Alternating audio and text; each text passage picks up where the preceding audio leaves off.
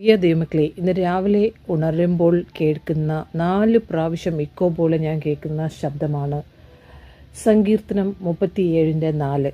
സങ്കീർത്തനം 37:4 ഇങ്ങനെ 4 പ്രാവശ്യം ഞാൻ കേൾക്കുവാനിടയായി. 3-ാമത്തെ വാക്യം ബൈഹാർട്ട് ചെയ്തിട്ടുള്ളതും എപ്പോഴും പറയുന്ന വചനവുമാണ്. 3-ാമത്തെ വാക്യം ഇങ്ങനെയാണ്: യഹോവയിൽ ആശ്രയിച്ച് നന്മ ചെയ്യുക, ദേശത്ത് പാർത്ത് വിശ്വസ്തയെ ആചരിക്കുക, യഹോവയിൽ തന്നെ രസിച്ചുകൊള്ളുക, അവൻ നിൻ്റെ ഹൃദയത്തിലെ ആഗ്രഹങ്ങളെ നിനക്ക് തരും. അതാണ് 4-ാമത്തെ വാക്യം. അപ്പോൾ വളരെ ശ്രേഷ്ഠമായൊരു കാര്യം നിങ്ങളോട് പറയുവാൻ ആഗ്രഹിക്കുന്നത്, ദൈവത്തിൽ രസിക്കുമ്പോൾ അവൻ നിൻ്റെ ഹൃദയത്തിലെ ആഗ്രഹങ്ങളെ നിനക്ക് തരും. അപ്പോൾ എല്ലാവർക്കും ഹൃദയത്തിലെ ആഗ്രഹങ്ങളാണ് സാധിക്കേണ്ടത്. പക്ഷേ ദൈവത്തിൽ തന്നെ രസിക്കാൻ ആർക്കെങ്കിലും ഇഷ്ടമുണ്ടോ?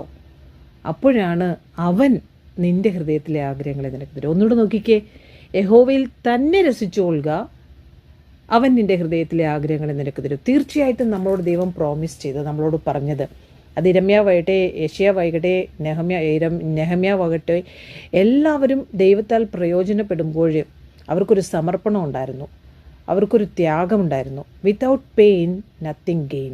സോ ഇവിടെയും യഹോവയെ ദൈവത്തേക്കാൾ വലിയതായിട്ടൊരു ദാനവുമില്ല. ദൈവമാണ് സകലോ. അതുകൊണ്ട് ഇന്ന് എല്ലാവരോടും പറയണം, യഹോവയിൽ തന്നെ ആശ്രയിക്കുക എന്ന് പറയുമ്പോൾ പെയിൻഫുൾ ജേർണി ആയിരിക്കും. എല്ലാവരാലും ഒറ്റപ്പെടുന്നൊരു സമയമായിരിക്കും. നമ്മൾ പറയുന്നത് ആർക്കും മനസ്സിലാകാതെ വരുന്നൊരു സമയമുണ്ടാകും. എല്ലാവരും കല്ലെറിയും. മനുഷ്യനെ കല്ലെറിയാൻ മാത്രമേ അറിയൂ. പക്ഷേ ദൈവത്തെ നിന്നിൽ നിന്ന് മാറ്റാൻ അവർക്ക് പറ്റത്തില്ല. സമൂഹത്തിന് നമുക്ക് എതിരാക്കാൻ പറ്റും, സിറ്റുവേഷനെ നമുക്ക് എതിരാക്കാൻ പറ്റും, എല്ലാം. പക്ഷേ നമ്മുടെ ഹൃദയത്തിലുള്ള ദൈവത്തിൻ്റെ പദ്ധതിയെ ആർക്കും നമ്മളിൽ നിന്നും മാറ്റാൻ പറ്റത്തില്ല. നിങ്ങൾ തന്നെ പറഞ്ഞാട്ടെ, ഇന്ന് കർത്താവ് നിങ്ങളെ വിളിച്ചുവെങ്കിൽ അവൻ്റെ ഇഷ്ടം ലോകസ്ഥാപനത്തിന് മുന്നമേ നിന്നെക്കുറിച്ചുണ്ടായിരുന്നു. നിന്നെ ഒരു പദ്ധതിക്ക് വേണ്ടിയിട്ടാണ് ഈ ഭൂമിയിൽ ജനിപ്പിച്ചത്. യിരെമ്യാവ് 1:5 പറയുന്നു, അത് അമ്മയുടെ ഉദരത്തിലാകും മുമ്പേ നിന്നെക്കുറിച്ചുള്ള പദ്ധതി. അത് കറക്റ്റ് സമയത്ത് അത് നിറവേറിക്കൊണ്ടേയിരിക്കുകയാണ്. ഇത് നമ്മുടെ പ്രവൃത്തി കൊണ്ടല്ല, കർത്താവ് മുന്നമേ നിന്നെ വിളിച്ചതുകൊണ്ടാണ്. പക്ഷേ ഈ ഭൂമിയിലിരിക്കുമ്പോൾ നീ ഒരു പ്രാവശ്യം ദൈവത്തെ അക്നോളജ് ചെയ്യണം. എൻ്റെ 12 വർഷത്തെ പിന്മാറ്റത്തിന് ശേഷം അന്ന് ഞാൻ ആ വർഷിപ്പ് സെൻറ്ററിലേക്ക് പോകുമ്പോൾ, കോൺഫറൻസ് ഹാളിലേക്ക് പോകുമ്പോൾ ഞാൻ ഇങ്ങനെ പറഞ്ഞത് എനിക്ക് ഓർമ്മയുണ്ട്: കർത്താവേ, ഞാൻ എന്നെ നിനക്ക് തരുന്നു, നീ എന്താണോ ചെയ്യാനുള്ളത് നീ എന്നിലൂടെ ചെയ്യുക. അല്ലെ എന്തോ ഞാൻ പറഞ്ഞതായിട്ട് എനിക്ക് ഓർക്കുന്നുണ്ട്. ഒരു കമ്മിറ്റ്മെൻറ്റ്. എനിക്ക് മതിയായി, നീ എന്തെങ്കിലും എനിക്ക് വേണ്ടി ചെയ്താൽ ഞാൻ നിനക്ക് എന്തെങ്കിലും ചെയ്യാം എന്ന് പറഞ്ഞൊരു കമ്മിറ്റ്മെൻറ്റ് എനിക്ക് ഓർമ്മയുണ്ട്. അത് മതി കർത്താവിന് ബാക്കി കാര്യങ്ങളിലേക്ക് കൊണ്ടുപോകാനായിട്ട്. ഇതെല്ലാം ദൈവം നമ്മളെ പഠിപ്പിക്കുകയാണ്. ഒരു റിലേഷൻഷിപ്പാണ് ദൈവം നമ്മളിൽ നിന്ന് ആഗ്രഹിക്കുന്നത്. ഞാൻ നിങ്ങളോട് ചോദിക്കുകയാണ്, നിങ്ങളുടെ റിലേഷൻഷിപ്പ് എന്താണ്?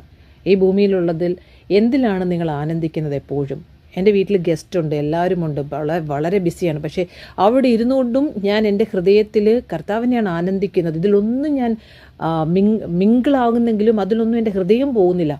പൂർണ്ണ ആത്മാവോട്, പൂർണ്ണ ഹൃദയത്തോട്, പൂർണ്ണ മനസ്സോട് നമ്മൾ കർത്താവിനെ സ്നേഹിക്കാനാണ്. നമ്മുടെ സിറ്റുവേഷൻ ബാഡ് ആയിരിക്കാം, സപ്രഷൻ ആയിരിക്കാം, നമുക്ക് പെട്ടെന്ന് നമ്മൾ പ്രാർത്ഥിക്കുന്ന കാര്യങ്ങൾ നടക്കണമെന്ന്, നമ്മുടെ ഹൃദയത്തിൽ ആഗ്രഹത്തെ സാധിക്കുമെന്ന് വർഷങ്ങൾക്ക് മുമ്പ് ഞാൻ കേട്ട ശബ്ദമാണ്. പക്ഷേ ഇന്നാണ് കർത്താവ് പറയുന്നത്, തരുമെന്ന് പറഞ്ഞാൽ തരും കർത്താവ്, വിശ്വസിക്ക്. ഇന്ന് എല്ലാവരെയും എൻകറേജ് ചെയ്യാണ്. അപ്പോസ്തലപ്രവൃത്തി 13-ാം അധ്യായത്തിൽ നമ്മളിന്ന് മെഡിറ്റേറ്റ് ചെയ്തതാണ് എല്ലാവരോടും പറഞ്ഞത്. 30 മുതലുള്ള വാക്യങ്ങളിലേക്ക് വരുമ്പോൾ അവരെ പ്രബോധിപ്പിക്കുകയാണ് പൗലോസ്, എൻകറേജ് ചെയ്യുകയാണ്. നിങ്ങൾ തളർന്നു പോകരുത്, നെവർ ഗീവ് അപ്പ്. ഈ ദിവസങ്ങളിൽ യുദ്ധങ്ങളെക്കുറിച്ച് കേട്ടുകൊണ്ടിരിക്കുകയാണ് നമ്മൾ. ഇന്നലെ മുതൽ വീണ്ടും യുദ്ധം തുടങ്ങിയെന്ന് കേൾക്കുന്നു. Never give up. നിന്നെക്കുറിച്ചുള്ള ദൈവത്തിൻ്റെ പദ്ധതി മറ്റുള്ളവരുടെ കൂടെ നിന്ന്, പാസ്റ്റേഴ്സിൻ്റെ കൂടെ നിന്ന് കൈയടിച്ച് ഗ്രൂപ്പായിട്ടും സർട്ടിഫിക്കറ്റും കൊണ്ട് നടക്കുന്ന മിനിസ്ട്രി അല്ല. ഇത് അവനോട് ചേർന്നിരിക്കുമ്പോൾ, അവൻ്റെ ഹൃദയത്തെ അറിഞ്ഞു കഴിയുമ്പോൾ അവൻ നിന്നിലൂടെ പ്രവർത്തിക്കും, അവൻ നിന്നിൽ പ്രമോദിക്കും. നിൻ്റെ പൂന്തോട്ടത്തിൽ അവൻ വന്ന് നിന്നോടൊപ്പം രസിക്കുവാൻ ആഗ്രഹിക്കുന്നു. നിൻ്റെ ഹൃദയം ഒന്ന് വിട്ടുകൊടുക്കാമോ? ഹല്ലേലൂയ. ഇന്നു മുതൽ എല്ലാവരും ഈ സങ്കീർത്തനം 34:4 വാക്യം, യഹോവയിൽ തന്നെ രസിച്ചുകൊള്ളുക, അവൻ നിൻ്റെ ഹൃദയത്തിലെ ആഗ്രഹങ്ങളെ നിനക്ക് തരും. നമ്മൾ ചോദിക്കുമ്പോഴല്ല, അവൻ നിൻ്റെ ഹൃദയത്തിലെ ആഗ്രഹത്തെ നിനക്ക് സാധിച്ചു തരും. യോഹന്നാന്റെ സുവിശേഷത്തിൽ പറയുന്നു, നിങ്ങൾ എന്നോട് ചോദിക്കുക, ഞാൻ നിങ്ങൾക്ക് തരും. പക്ഷെ അത് അവനോട് ചോദിക്കുന്നത്, അവനുമായിട്ട് നമ്മൾ ഒന്നായി കഴിയുമ്പോൾ പിന്നെ നമ്മുടെ ആഗ്രഹങ്ങളൊന്നും വരത്തില്ല. ദൈവമേ, നിൻ്റെ ഇഷ്ടം എന്നിൽ നിറവേറണമേ എന്നേ നമ്മൾ പറയത്തുള്ളൂ, അല്ലേ? സോ അതുകൊണ്ട് ഈ സങ്കീർത്തനത്തിലൂടെ ദൈവാത്മാവ് നിങ്ങളോട് സംസാരിച്ചു എന്ന് വിശ്വസിക്കുന്നു. Never give up, never give up. Hallelujah. ദൈവം ഒരിക്കലും നിങ്ങളെ കൈവിടത്തില്ല.